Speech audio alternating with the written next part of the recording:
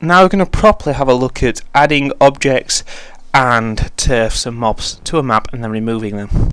To access the map, just click on world.dm file and you can see, well, here we've got our map file. Now we've got three types of things we can do. We can add, we can fill, and we can select.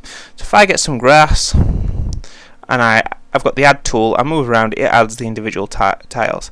However, if I've got the fill tool, as you can see, it will add a nice fill. And then we've got the select tool. Well, what you do is you select and you click in the selection and move, and you can move it across or away. So that's just some of the tools. Now to remove, if you click on the add tile, hold the shift key down and then click, it will remove it.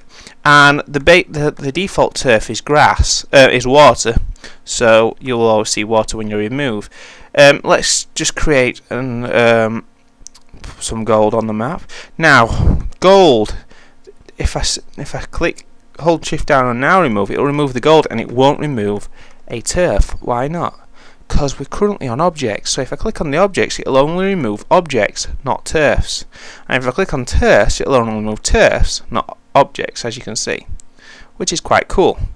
So we can add 3 golds, and if you wanted to remove 2, you just press shift twice, or you can right click and you've got some options of the different turfs that are on.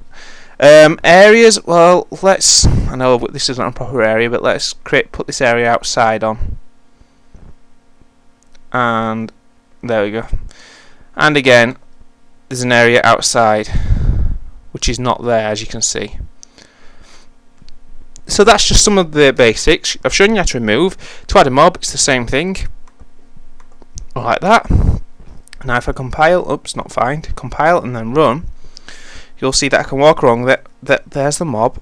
We've got gold, which we haven't actually coded to do anything yet. But if I move over here, and there we go, you enter the house, you leave the house, just because we were using that area that we've entered and left.